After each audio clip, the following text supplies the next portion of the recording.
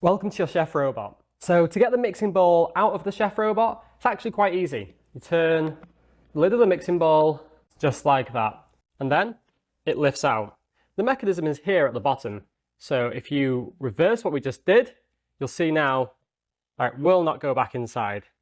So when pouring it in and taking it out, it's important that you first open and close the chamber. The very first time we use our ChefRobot, there's a few things that we need to do. So first of all, to turn on the ChefRobot, you turn the power on via the red switch on the left-hand side. So let's go over this page together. Starting with the time, we just click the timer option. We can use the toggle here on the right-hand side, or we can use our plus or minus buttons to give us a more precise timing. So let's set it at 30 seconds. Next, let's say we want to set the temperature. Again, it's the same functionality. You can use the toggle or you can use the plus or minus buttons. And finally, the speed. Let's go for 10. But you can do halves as well, so 9.5, 9, so on and so forth. Now, when I click play, the machine is going to start operating. Note that you can stop it with the cross there or with the pause button.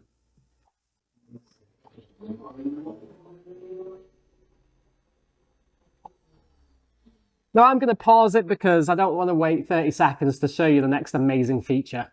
Next up, I'm going to show you how to equip your steamer. So first of all, you want to take your steamer base and you want to put it on top just like this. And now the rest of your steamer will neatly fit on top of that. So let me show you what this looks like step by step. So our steamer base fits on top of our mixing bowl lid. The base, it fits to the bottom of our steamer just like that.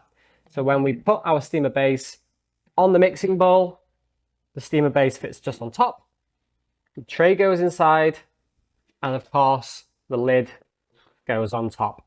Please note that space has been taken into account. You can rotate it however you please, so it fits perfectly in your kitchen. The butterfly neatly connects to that, just as demonstrated here. The ChefRobot also has additional features such as working as a weighing scale. So you click the icon in the bottom left-hand corner. So you can see that I'm just gently putting on some pressure here and it's counting it in ounces. We can reset it so that it goes back to 0. Now, if your operation button has a blue ring, that means it's operating fine. But there's a few things we can do here. If you hold it down for 3 seconds, the machine will go into sleep mode, but you can bring it back to life just by tapping it. The blue ring means that it's operating. The green ring means that it's finished cooking. And if it has a red ring, it means you need to contact support. Also, you can quickly start it just by pressing this button. And if you want to pause it, just press that button again. And to stop it entirely, click the cross. So to sync your ChefRobot to your phone, you first need to download the app by clicking on the app button just there.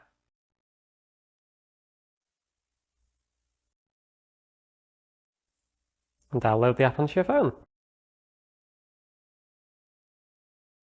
Once you've downloaded the app, you want to click the plus in the top right hand corner, select our ChefRobot, click allow, scan the QR code. It'll ask you if you want to pair with the user on the ChefRobot. Click yes to that. And now your devices are paired. Now, on the app, if you click recipes, here is a dozen recipes for you to look at and to make. If you click cook, it'll send that recipe directly to your ChefRobot. You can deposit that recipe into your ChefRobot archive. So here on our ChefRobot screen, we've got a recipe and all of our ingredients are inside of our mixer. Note that we have the butterfly in to mix everything together. So your screen will give you all the steps you need for your recipe. I've already got all my ingredients inside of our ChefRobot, so I'm going to go through right to the end. And as you can see here, it has the time, the temperature, and the blade speed already set for me. So all that's left to do is press go.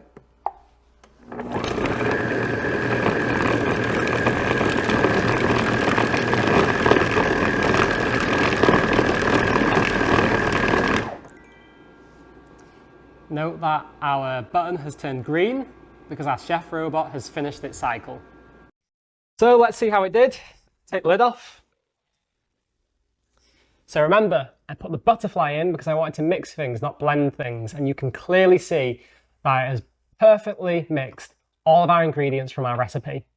So on our ChefRobot screen, if we swipe to the left, there's a number of options: recipes, self-catered, my week, collection, shared, history. And then if we scroll to the right, we've got various other elements: self-cleaning, steaming, scale, heater, knead, slow cook, sitewide, and cooking. And then if we go across one more time, we've got even more. We've got thermal, thickening, mixing, rice cook, turbo, mashed, and fermentation. Remember we talked about turbo earlier on in the video? This is where you would go to utilize your turbo. For now, our recipe is bookmarked up here, so we're going to go back to our recipe. And we're going to continue from where we left off.